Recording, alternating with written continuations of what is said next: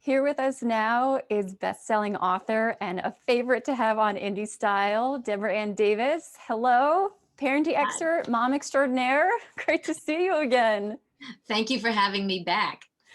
Absolutely. Well, we're really psyched to have you back about this topic that is, I thought was fascinating. My producer thought it was fascinating. The question is, how do we talk to our kids or tell our kids, our children, that we're not perfect as parents? When does that come into a conversation? Because I mean, I'm sure there are things that we do want to share based on the sort of the mistakes that our children make as they grow. So when do we start that discussion? Because they have to know that we're not perfect. I would start that discussion early, and you do it with stories. And like when I was growing up, there were photo albums. So you'd sit on the couch with your folks and you'd look through the pictures and they would tell stories about when they were younger. Now it's all on the cell phone, but it would be a great activity to print out some of the pictures from when you were young and put together a photo album with your child.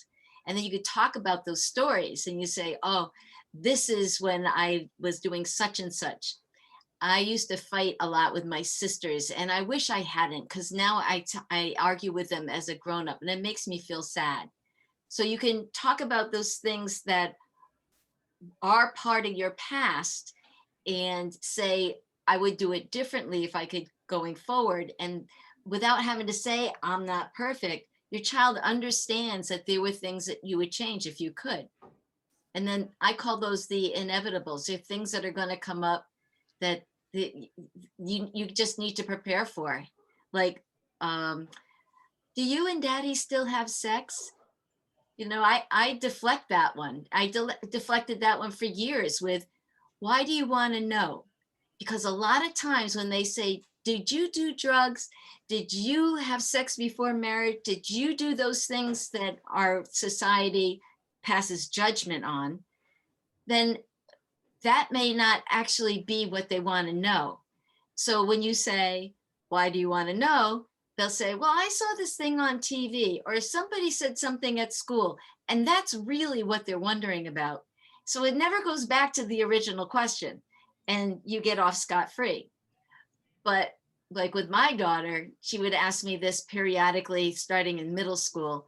Around, I don't know, her sophomore year in high school, she asked me one time, and I said, well, why do you ask? And she goes, because I really want to know.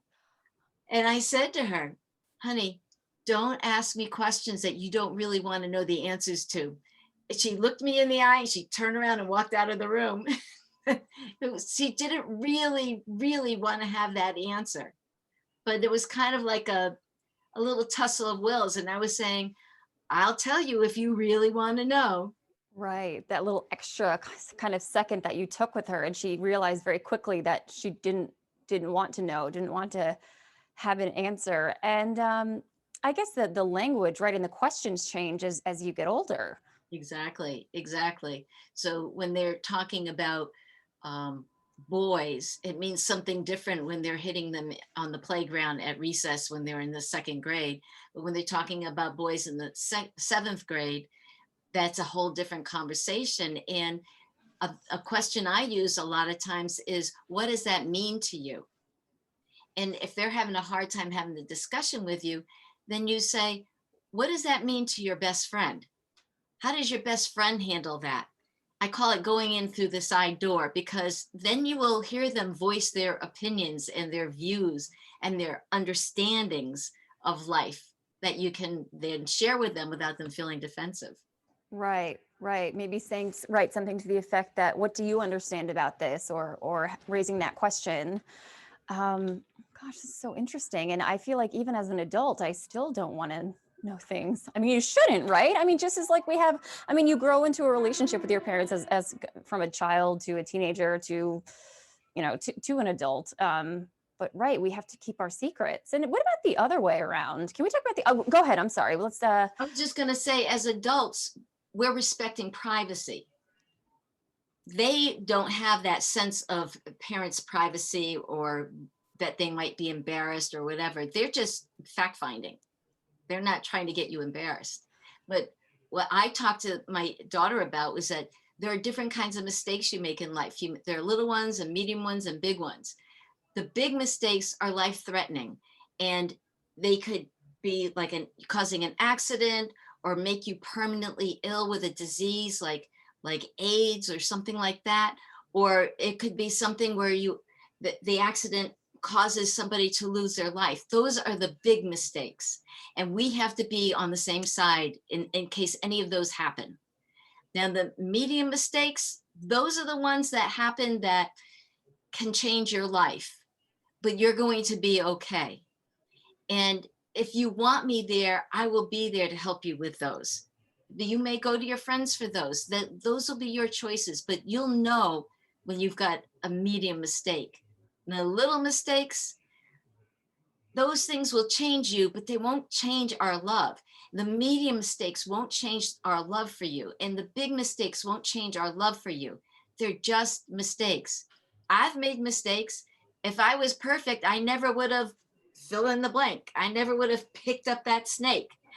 I never would have invited that boy back to my dorm. I never would have, right? So those stories change as time goes by, but you say, yeah, I'm not perfect. If I was perfect, I would never have done that.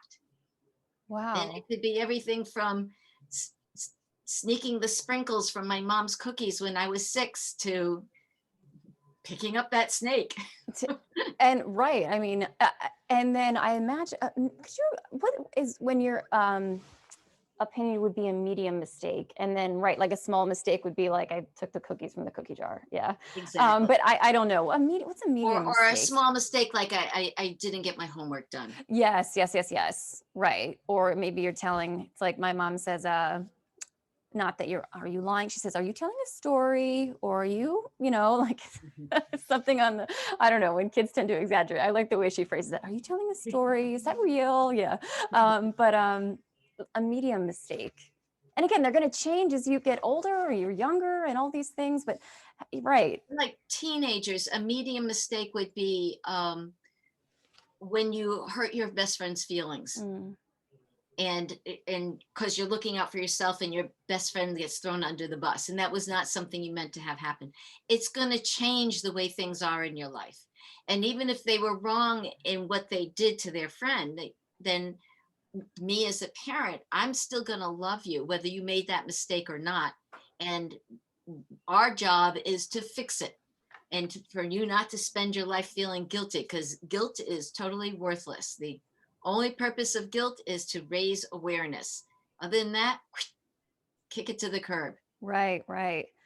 And oh gosh, anything else that you want to talk about this topic? I mean, right, it's not that we're just not perfect, but we don't. I mean, at certain ages, and I do this. I find myself doing this at even the age that I am. My parents, like putting our parents way way up here. That's a lot of pressure for parents too.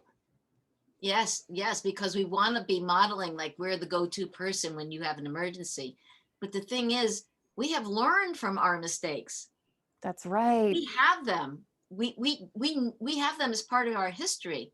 And the thing is, if, when the kids are young, they don't have their frontal lobe, which is the logic and reasoning section, developed. And unfortunately, that doesn't actually fully develop until after college, which you may have heard me say, I feel like that's the cosmic joke. But the thing is, if you tell a kid that the logic and reasoning centers are not yet developed, fully formed in their brain, they will stop when they're going to make a bad decision and say, wait a minute, is this one of those things where, that little feeling inside of them that's making them go, should I or shouldn't I? And their brain will say, well, your brain's not completely formed yet. Maybe this isn't a good idea. You have a better chance of them controlling their own behavior if they know that about their bodies. And if you say, I used to do that, I did such and such at this age, I sure wish I had waited, but my brain was informed and it was giving me information that it was okay, and I made that mistake. Now with my fully formed brain, I get it, but back then I made a mistake, and I'm still a good person. I'm still the sum total of everything I've gone through. I just wish for you that you wouldn't make mistakes, because I hate for you to go through all that pain and worriedness and fear and concern. But everybody goes through it. So when you make your mistakes, I will be here to help you. Right. Well, because I mean, everybody has to go through their mistakes. Everybody has to go through things, but you're right. That's so interesting. You actually tell them that this part of your brain is not fully developed yet. So just take a little second before you decide if you're going to do that or not, whether that's a really good idea. That's so interesting just to let them know. Yes. Um, And another trick is to say you've got like a 7-year-old, you say to him, is your 10-year-old self going to be happy with that? Or you got 15-year-old, you say, is your 20-year-old self going to be happy with that? Your 18-year-olds making all those dangerous decisions. Is your 25-year-old going to be happy with that? Why don't you wait until you're 25 and then make that decision? This is our conversations with tattoos and piercings, and say, I'm not saying you can't do it. I'm saying that what's the rush? And why don't you wait until you know how you're going to want to feel about it later? wow, so interesting. Well, Deborah, thank you so much for your time. We really appreciate it. Always love talking to you. Really. Thank you. Thank you. I appreciate that. I enjoy this so much.